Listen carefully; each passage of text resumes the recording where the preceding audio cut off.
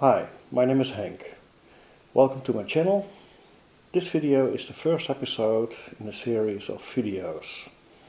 I have quite a number of knives, many hundreds, and in the past several people asked me, so once in a while, to do an entire collection video. But because I have so many knives, it is impossible. And the problem is, I'm not so well organized with my knives. I have knives laying around everywhere, in closets, in boxes, in knife bags, in whatever. I have them all over the place. But I decided it was about time to reveal my collection.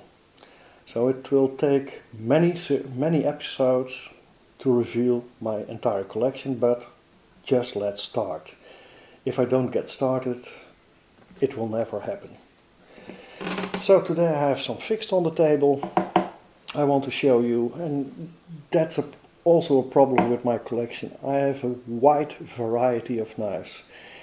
I'm not focused, I don't have a niche. I like all kinds of knives, from cheap till expensive, from production till handmade, from folding knife till fixed blade, and everything in between. But just let's start it. This is a piece I like very much. This is a production knife. It's made in Japan in the Hattori factory in the late 60s. It's a Browning hunting knife. I think it's the 721. Let me check. Yes, the model 721. And I got this in a trade with one of my followers a couple of years ago. He really wanted, I don't know anymore. I don't know anymore what I traded it for. But it's a friend from Croatia, and he sent me this Browning, and he got something else. So a very nice knife. I'm very fond of it. It's a hollow grind. This one is never used. It has a leather sheet, and well, you can see the hand of Master Hattori. Very nice knife.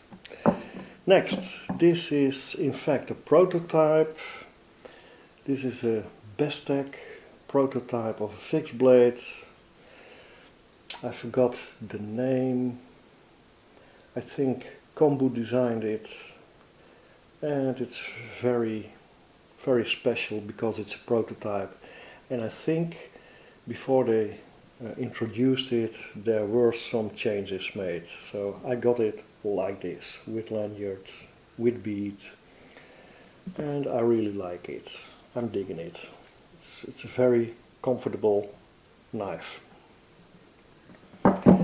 Next, this one is I'm also very fond of. This is a kitchen knife, and this is a hand-forged knife with Tamahagani steel, and hand-forged by Mr. Rich Chen. And Mr. Rich Chen is a Chinese blacksmith, and he's the only one in China who forges his own Tamahagani. As you all know, Tamahagani is the Japanese steel that is smelted from iron sand, and the Japanese gave the name Tamahagani, but the Chinese originally invented this process of smelting steel. And they exported their knowledge to the Japanese, or the Japanese imported the knowledge from the Chinese. And then there happened something, the Chinese lost their knowledge, and the Japanese made it perfect to smelt Tamahagani steel. And the name Tamahagani they came up with because people from especially Europe were very interested in the knives from the Japanese, and they asked, what steel are you using? And then the Japanese came up with the name Tamahagani. And Mr. Rich Chen from China, he went to Japan for several years to get the knowledge back to China, and I got this from him as a gift when we met at Blade Show, I think 2 years ago, I'm not sure. And I ordered a lot of small fixed EDC and camping Tamahagani knives because I knew there was a demand for in Europe. So this is really precious. Next up, this is the M9 bayonet. This one is made in the USA by Lankai in the, I think somewhere in the 70s. It comes of course with sheet and other stuff. And I just like bayonet style knives. And if the same design, the M9 bayonet, but this one is made by Buck, I think in the early 80s or the late 70s. And this particular one has been used by the Dutch army for their equipment. So very nice. I like bayonets. Next up, this is totally different. This is more of an art knife. This is a blade I bought during blade stock from a Russian blacksmith, Vlad Mativ, and he really makes art knives. This is with Damascus steel, his own forged Damascus steel, and I like the design. Yeah, I'm just digging it. So this kind of knives I also like. Next up is another bayonet. This is a bayonet made by Victorinox, so really very nice. I just like bayonets, nothing else to say. This is an AK-47 bayonet, a vintage bayonet, very old, and it's totally different as those other knives, bayonets. This is a little fixed blade with a paracord wrapping I got from a buddy, one of the Bestech brothers, and very nice 3-finger knife, EDCable, and then because of the lanyard extension you can get a full grip on it, so this is really very nice EDCable, small, fixed. Then this is a custom made knife, handmade by Dutch knife maker Gert van Es. It's a bowie style knife. I have more knives of him, so in the next episodes you will see probably some more of him.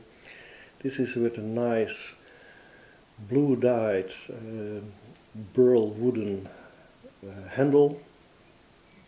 Ergos are great, really very nice. Nice blade shape, flat ground, and a nickel bolster guard. Handle is attached, the scale is attached with pins, so a really nice, useful knife, but also very decorative. And then last for this episode, this is a Pole 2. This is one of the first fixed blades Dietmar Pol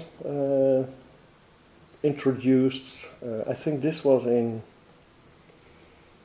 I don't know exactly, but I think 10 or 15 years ago he introduced this. It's a very tactical design. It's made in Germany.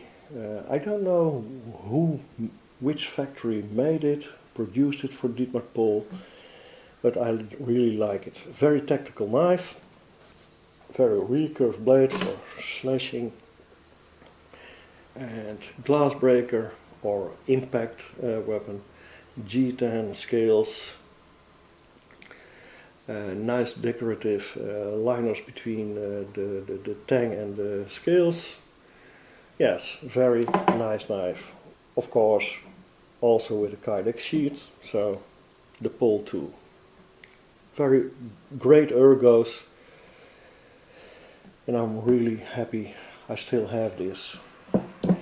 So this was episode 1 of my series of revealing the collection. Stay tuned for the next episode. That's it for now. Bye bye.